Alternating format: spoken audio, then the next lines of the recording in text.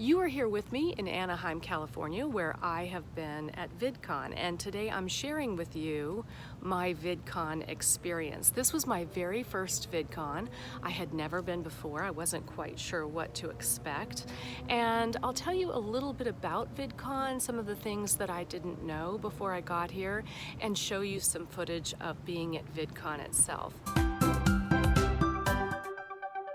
This is actually the day before day one. I am checking into my hotel room a day early, and I'm really happy with my hotel. It is very, very close to VidCon. In fact, I do have to walk outside to get to the conference, but I don't actually have to walk down a road. It's very close. Let me see if you can see how close it is. I am in one of the courtyards at the hotel, and if you can see here, just behind me is the VidCon sign. So it's really very, very close. I'm just having a casual day here, checking out the swimming pool, just checking out the environment around me. I also need to go get a few things. I actually forgot a couple of things. And the blow dryer, I intentionally didn't bring a blow dryer because I knew they would have one. I just didn't know how weak it would be. I was sitting there trying to dry my hair with that blow dryer and thinking, you know, little fairies blowing on my hair could do a better job than this. It's very, very weak. So I am sort of in need of a travel blow dryer anyway. I might pick one up. We'll see. I hear there's a CVS close to here, so I'm gonna walk there. I'm also exploring around, looking at the swimming pool, that kind of thing, and just having a lot of fun. This hotel is also very, very close to Disneyland. I didn't realize how close. I could actually walk to Disneyland from here. I was born in Florida and my family is in Florida, so I'm very familiar with Disney World and have been going there ever since I was a child. And there is no way that you could stay at an outside hotel and walk to Disney World. It's just not possible. It is way too big, and there are no hotels anywhere near the Disney World property. They just have so much land. This is a very different thing. I'm back in my room and just wanted to show you the view from my room. It's rather nice. They are setting up for a YouTube event, a VidCon event, right down here. I asked one of the people setting it up what this is about, and he said it's going to be where they're going to have some famous YouTubers come and people can meet them. I don't know. I'm not sure exactly what event this is going to be, but I will be able to watch it right from here. I hope that this is coming across okay. The windows are actually really dirty. I don't want you to think that Anaheim is super polluted or foggy or something. It's not. The windows just have something all over them. I don't know if it's pollen or what it is. And this room actually has windows all the way around. Those are curtains, but it has windows all the way around, and you can see again, that's VidCon. So I am really very close. This actually turns out to be a pretty nice room. And then this is a little haul. Let me show you what I did. I just walked down to CVS to go get this. It's not that it's a long, long walk, but this was pretty heavy. I'll show you what I got. Here we are. These are the things that I got. It turns out that, well, first of all, everything is very expensive in this hotel. Even the water is very expensive. And I can't have dairy, so that does limit me in some ways to some of the things that I can get. One of the things I wanted to get when I was at CVS was some plant milk type of creamer, and they had plant milks but not creamers, and so I thought, well, I'll go back tomorrow if I want to get that. There is a Starbucks here that does offer plant milk coffee, and so I can go down and get that.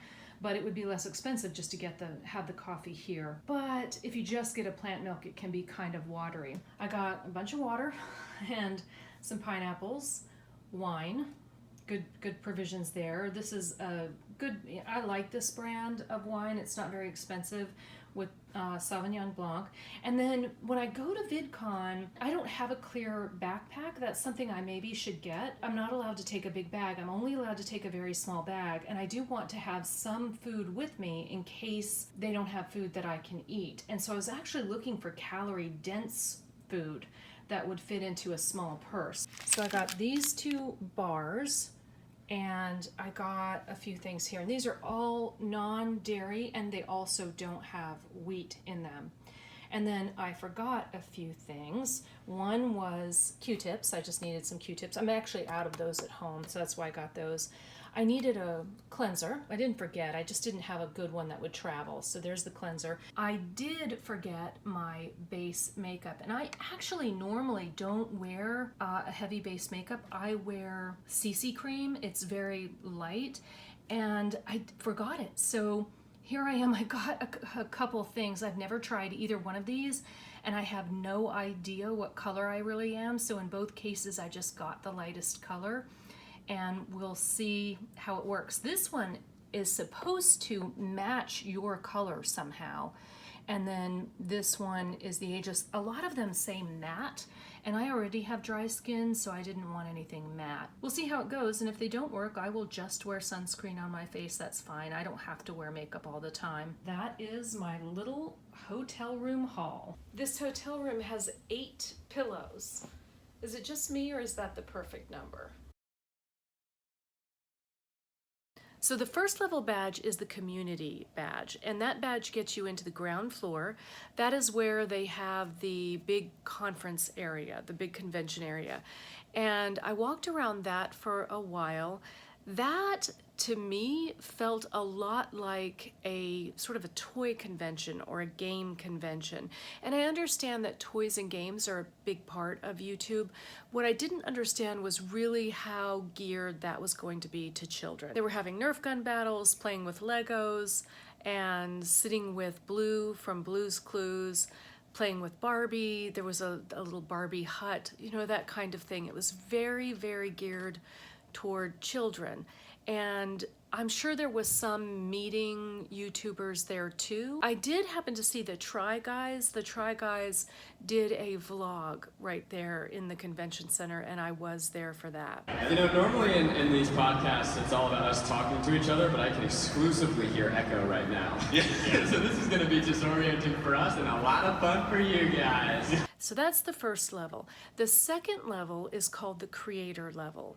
And with the creator level, you get to see some talks. These are some more private type talks about creating a YouTube channel, doing your analytics, that type of thing. Everything from what camera to choose to lighting, to all of that. They even had these round tables where we could meet other YouTubers. That aren't familiar with Ava's trajectory, she grew very, very quickly on YouTube. At one point it was 10 to 12,000 followers, subscribers a day.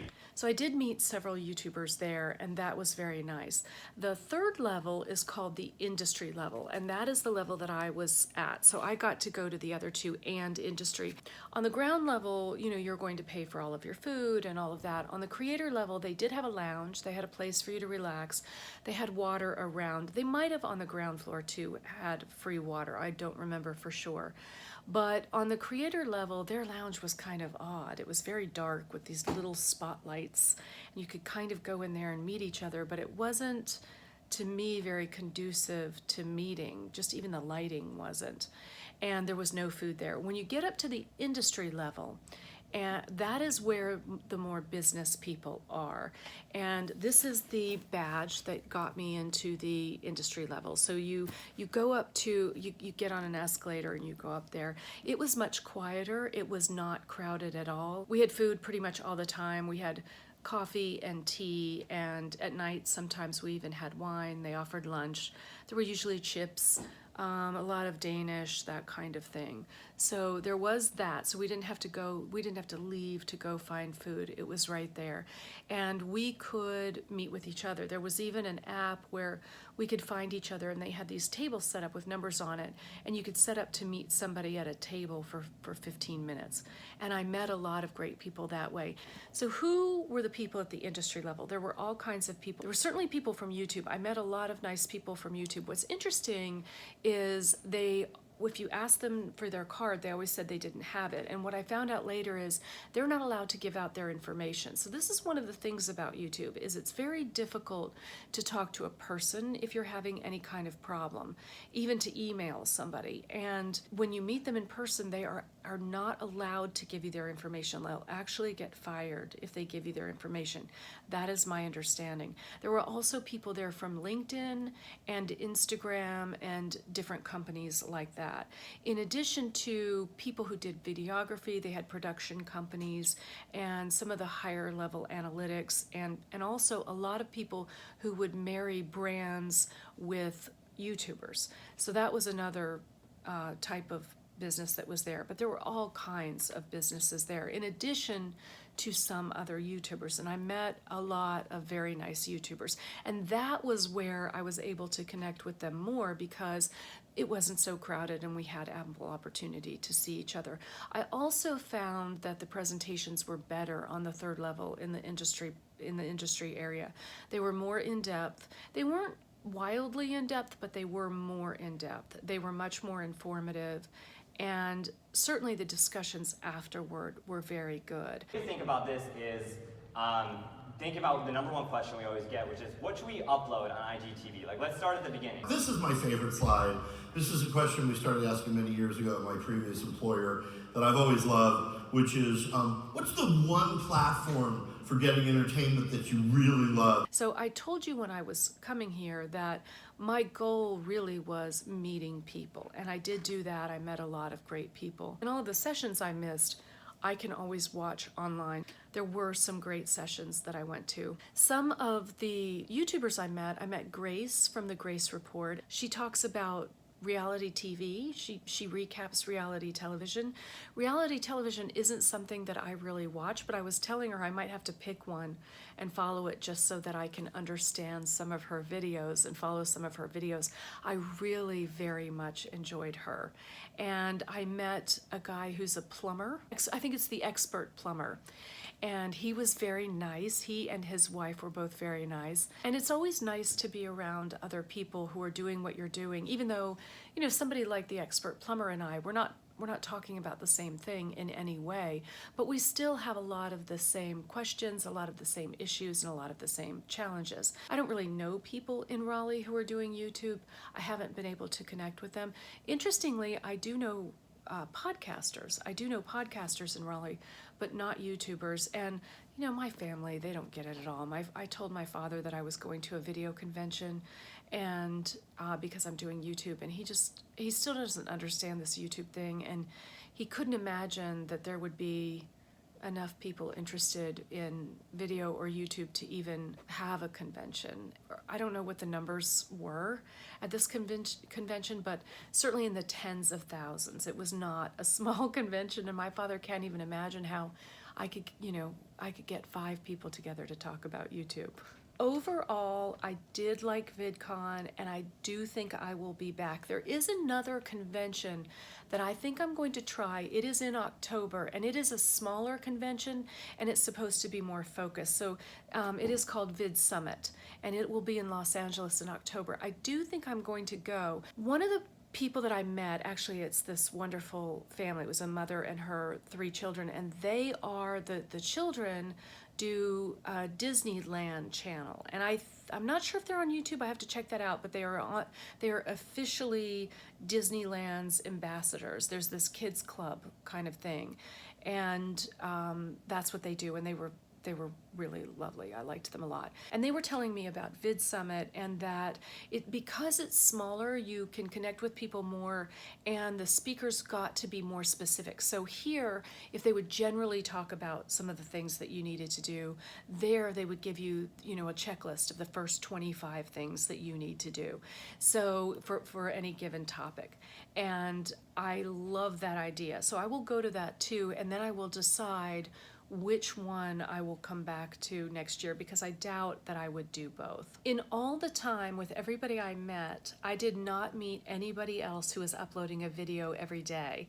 And I have been uploading a video every day for 2019, and I fully expected some people to say, oh, you know what, I vlog every day, I do that, I do a video every day. Not one person, and most people I told that to were very, very surprised. So I don't know if what I am doing is unique, but I do know that it is not commonly done. But that's what I'm doing. I am doing a video every single day for 2019, and I would love to see you here again tomorrow. Until then.